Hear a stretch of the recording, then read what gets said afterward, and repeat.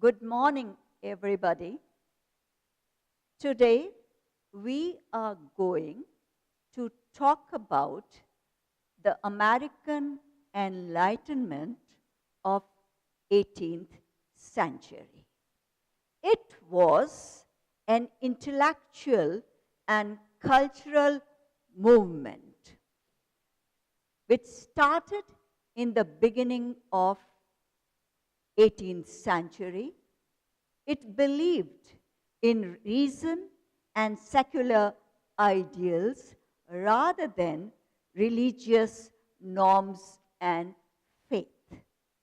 Before we proceed, let me tell you that this American Enlightenment was affected to a great deal by this English Enlightenment, and there were some reasons.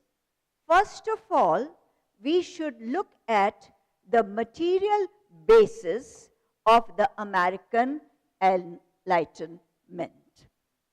As we know that America was not a nation till the middle of the 18th century. Number of colonies were set up at different places, and the difference between the northern colonies and the southern colonies was remarkable. But one thing was common. At both the places, in north as well as in south, farming was one of the main occupations of the people. Rice and tobacco were the main crops, and the people of the south, they started exporting major part of their crops to other countries. Now, these people required laborers to work on their farms, and therefore they started importing slaves from Africa. When these people started doing so, the people of the north, they also took a hint, took a clue, and they also thought of doing the same. But in the south itself, there were two kinds of economies. On the one hand, there were farmers who owned big farms, but there were some who were satisfied by owning some small farms, and these farms, they did not want to be governed by others. They did not want interference of others, and they wanted to work in an independent way. This was the case in the British Isle also, not only in British Isle, but in the entire Europe. So these people became exporters of rice and tobacco. The northern colony also started exporting their agricultural produce. Agriculture expanded and developed. And this development was responsible for ending the distinction between the southern colonies and the northern colonies. By the second decade of 18th century, a common paper currency emerged in order to make the growing commerce easier and to facilitate the trade. It was a remarkable move. Now, with this development, the colony entered a period of boom. There, the villages assumed the shape of cities, and there was prosperity. Naturally, when people in other countries took note of it, they also wanted to take advantage. And they were also encouraged to migrate to this new world. So people from Germany, Ireland, and other places, they started moving to America.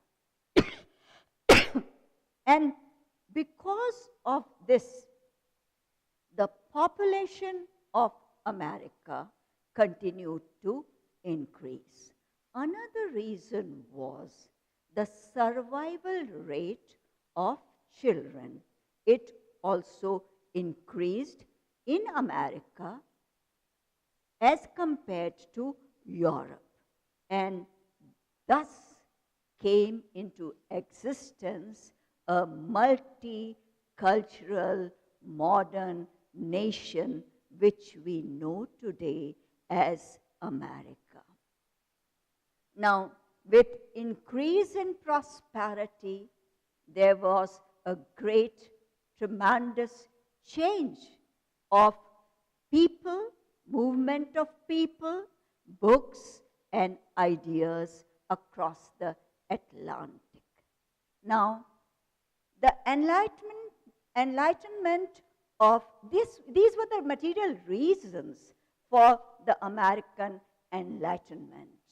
Now, when we talk about American Enlightenment, we should know what were the reasons why the people of America changed their views about religion, God, nature, and humanity.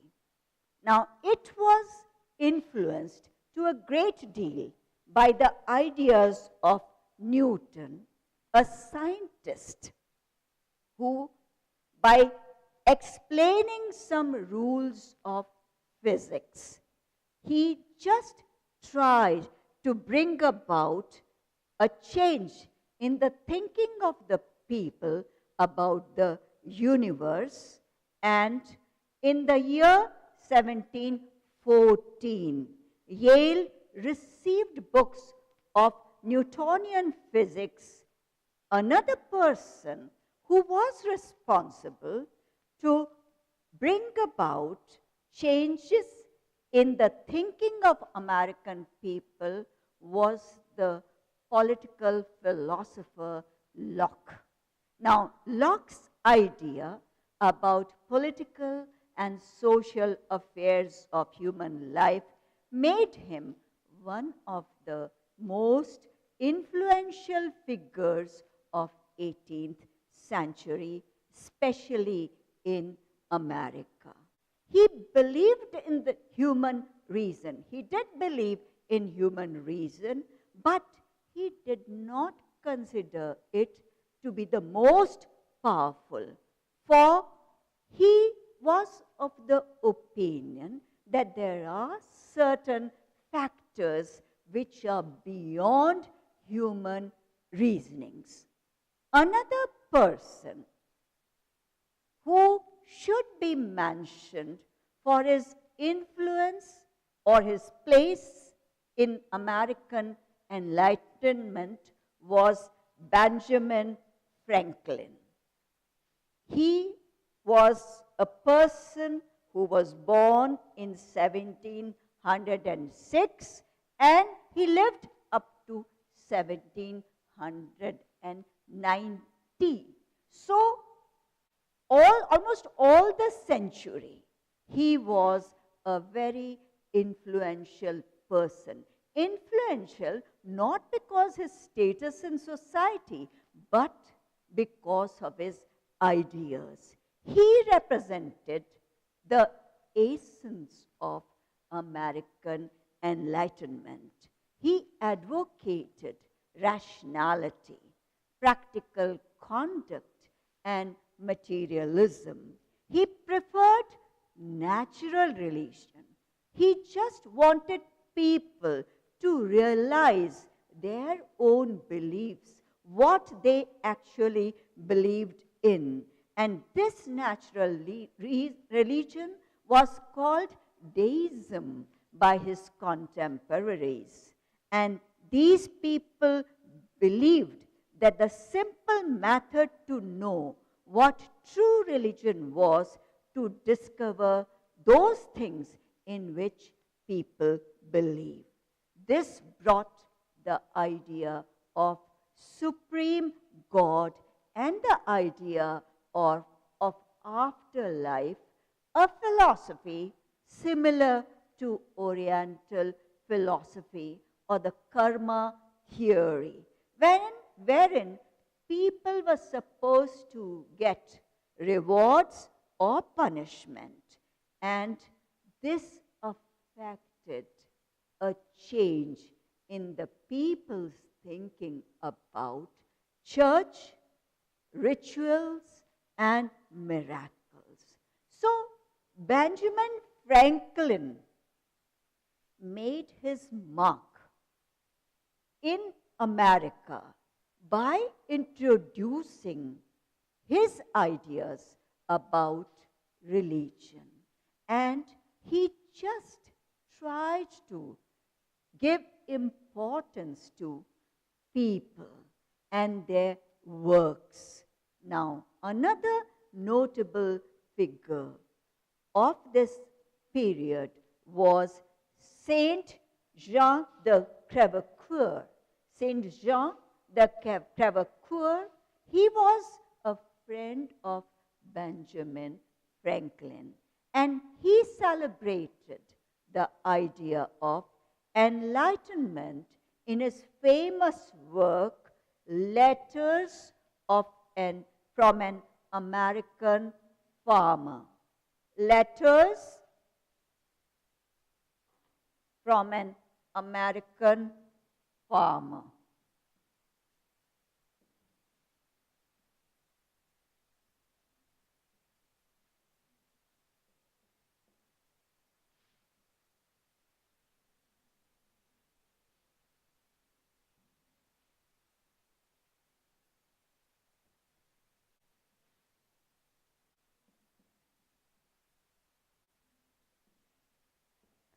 In this work of his, he tries to portray the comforts enjoyed by the people who came to America. How did they try to like this new place? For they thought it was a place where they would be able to improve their life by doing what they want to do. Now, the 12 letters from an American farmer are held together by the movement of the fictional narrator. The name is James, the American farmer. James is the narrator. James, the American farmer. In the early letters, he celebrates America as a place where the oppressed or the tortured people of Europe are able to pursue their own self-interest as independent landowners. In the later letters, in the letters, which he wrote afterwards, in the later letters, he has described the reasons, the problems which led to the break, the division in their affinity. Now, in the later letters, he deals with the problems of slavery, causing divisions within the new society, and the reasons which led to rebel or revolution. Letters is in a form of epistolary, philosophical travel narrative that integrates important Enlightenment ideas into descriptions of ordinary American life. It was widely read in the 18th century, and it became a very popular work, and it was translated and reprinted, strongly influencing the European perception of America. It had some influence on the ideas of romantics, especially Southey and Coleridge. Then, a religious revival was led by two priests, John Wesley and George Whitefield. These were important as they arrived in America. They caused a great excitement, and people liked them so much that they thought they were wonders of the age. Another important figure was Jonathan Edwards, and he is widely known as America's most important and original philosophical theologian. His work is based on two themes: absolute sovereignty of God and the beauty of God's holiness. God is supreme and God's holiness is very beautiful. The first is articulated in the defense of theological determinism, in a doctrine occasionalism, and in its insistence that physical objects are only collections of sensible ideas, while finite minds are mere assemblages of thoughts or perceptions, as the only real cause or substance underlying physical and mental phenomena. God is being in general. He is the sum of all being. Another important point that we should note is slavery and the Enlightenment. Slavery plays a very important factor, or I won't say role, because role is not the proper word. Slavery is a very prominent element when we talk about enlightenment. As we have seen, the farmers needed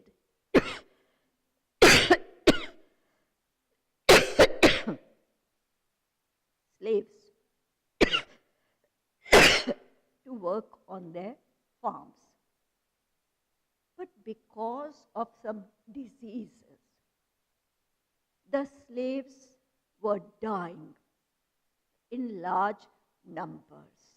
Another reason was slaves, it was not very easy to procure slaves. So the plantation owners of South joined hands with the white population of Caribbean islands and Latin America in order to encourage slave trade. Somewhere in about 1865, it was discovered that the flat coastal lowlands of South Carolina had a great potential of growing rice. The slaves were being taken to this place and they were asked to work on the plantation, to work in large gangs or large groups. The climate, however, did not favor the black Africans, and it resulted in an increased death rate of slave population. The small white population, the owners of the farms, they were not affected because they thought that these could be replaced by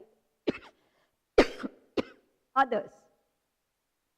But the consistent death of the slaves did pose a problem.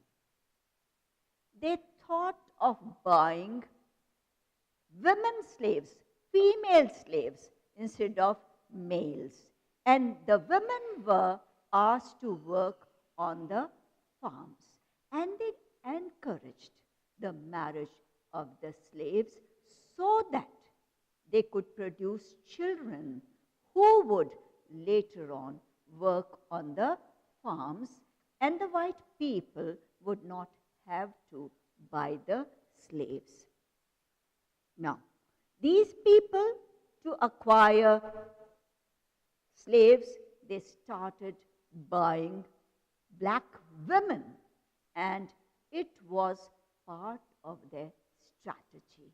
So, on the one hand, we see that intellectual and cultural progress was being made, or America was developing intellectually and culturally, but on the other hand, the slave system was also increasing. And this was not a fact which coped up with this intellectual and cultural movement, but it was a necessity. It was very necessary to engage people to work on the farms. Now, on the one hand, economy was progressing, I should say, or prospering. Money was flowing in, but who were responsible for this progressive trade and commerce? The people who actually worked on the farms. Now, their condition, their condition was not very satisfactory, but still their life in Africa and their lives in America, they were different. So somehow they tried to enjoy family life in America, and they did not complain much about their work.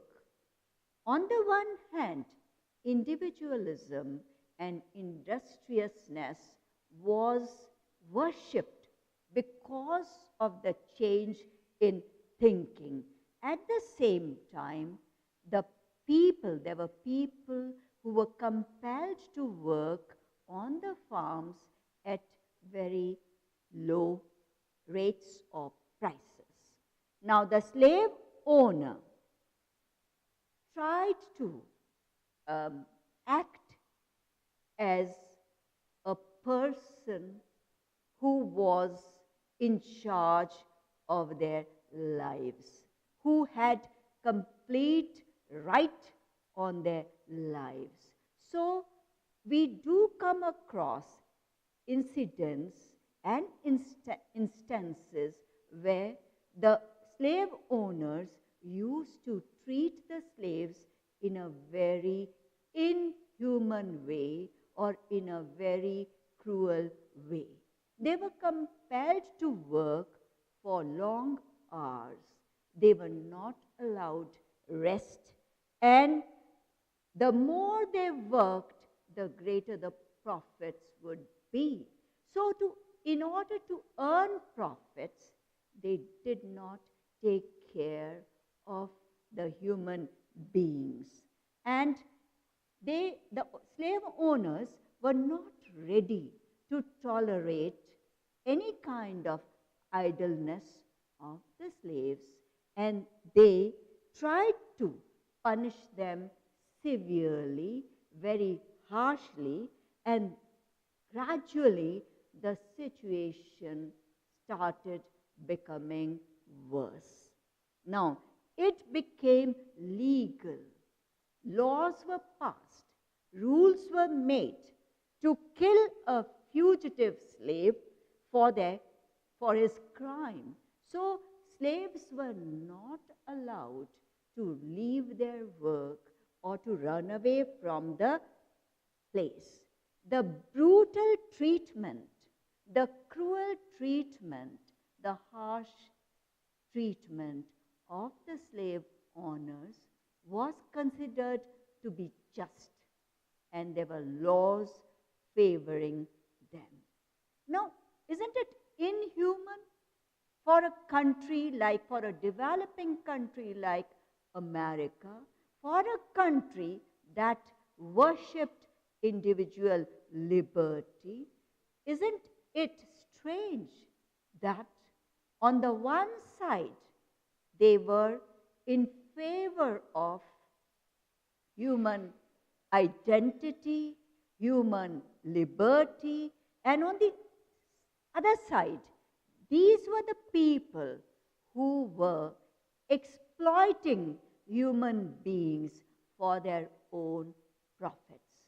Now, this dichotomy was present in spite of the Enlightenment, and therefore it is necessary to look at the American Enlightenment from this point of view.